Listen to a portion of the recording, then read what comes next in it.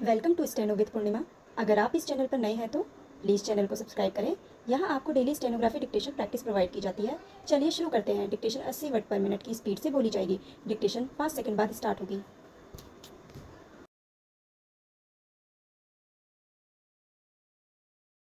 उपाध्यक्ष महोदय, संसद का शीतकालीन अधिवेशन 5 सप्ताह चलने के बाद अनिश्चित काल के लिए स्थगित हो गया। इस अधिवेशन में बहुत हंगामा भी हुआ।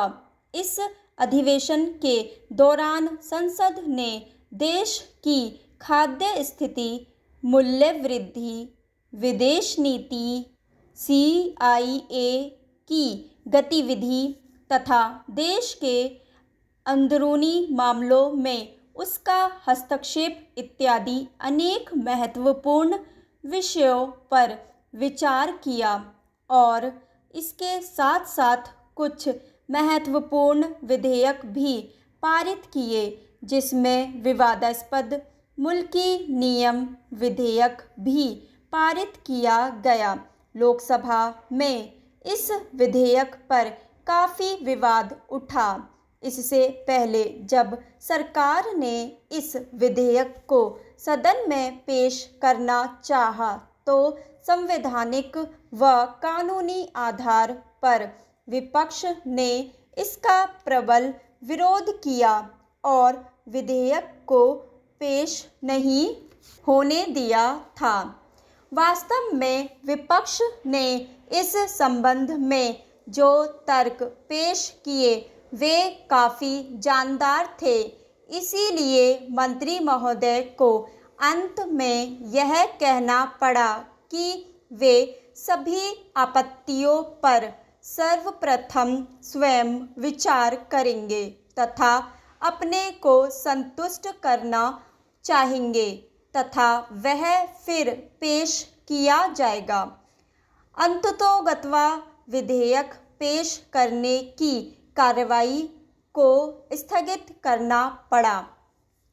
दूसरे दिन अध्यक्ष महोदय ने घोषणा की कि अब विधेयक को पेश किया जा सकता है, लेकिन विपक्ष ने कम्युनिस्ट पार्टी को छोड़कर विधेयक पेश करने विषयक मतदान का बायकॉट कर दिया।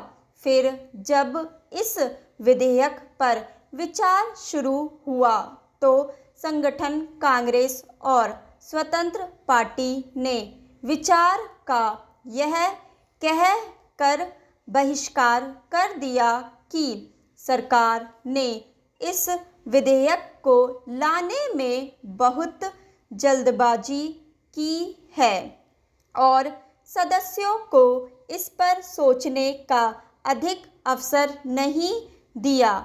इसके फलस्वरूप आंध्र और तेलंगाना की जनता ऐसा प्रतीत होता है कि यह धारणा बना चुकी है कि अब वह एक साथ नहीं रह सकती और मुल्की नियम विवाद का एकमात्र हल राज्य का शीघ्र विभाजन ही।